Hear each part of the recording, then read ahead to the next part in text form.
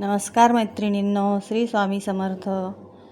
चला, आज आपण वरण पोळी भात भाजी असं संपूर्ण जेवण बनवूया. त्यासाठी सर्वप्रथम तुरीची डाळ धुवून घ्यायची. कुकरमध्ये थोडीशी हळद आणि तेल टाकून शिजायला ठेवायचं. आणि एका पातेल्यामध्ये आपण भात शिजायला ठेवूया. आपण मोठा कुकरही लावू शकतो. कुकरच्या भांड्यांमध्ये एकात डाळ एकात भात, पण माझ्याकडे खूपच मोठा कुकर आहे, त्यामुळे मी असं वेगवेगळंच बनवते. नंतर आपण वालपापडीच्या ज्या शेंगा आहेत वरव्याच्या, आपला भात अगदी सुटसुटीत होण्यासाठी भाताला उकळी आल्यावर त्याच्यावरचं पाणी काढून टाकायचं आणि परत तो भात शिजायला ठेवायचा, म्हणजे भात अगदी सुटसुटीत होतो. बासमती राईसचा जसा होतो तसा साध्या तांदूळाचा सुद्धा भात आपला अगदी सुटसुटीत होतो. नंतर आपण वालपापडीच्या शेंगा शिजवून घेऊ. बघा किती अगदी सुटसुटीत भात तयार झालेला आहे आपला.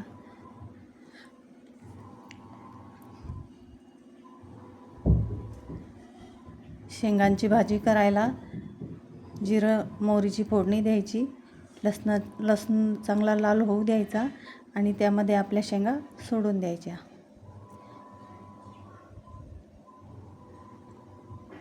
बघा, अशा प्रकारे आपण सर्व शेंगा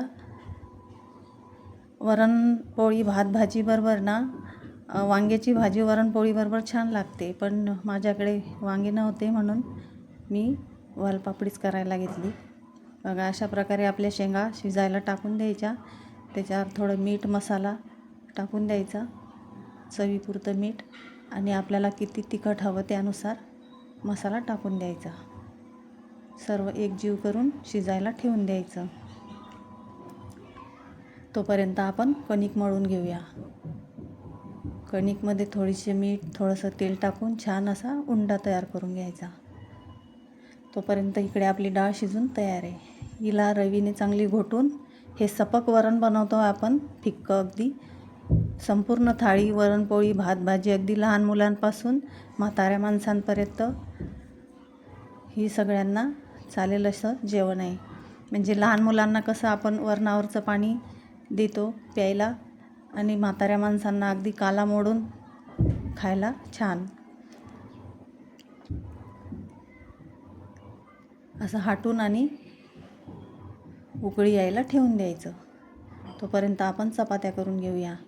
अशा प्रकारे आपल्या चपात्यासुद्धा रेडी आणि पूर्ण जेवणाचं ताटसुद्धा रेडी. वरतून तुपाची धार घ्यायची. धन्यवाद.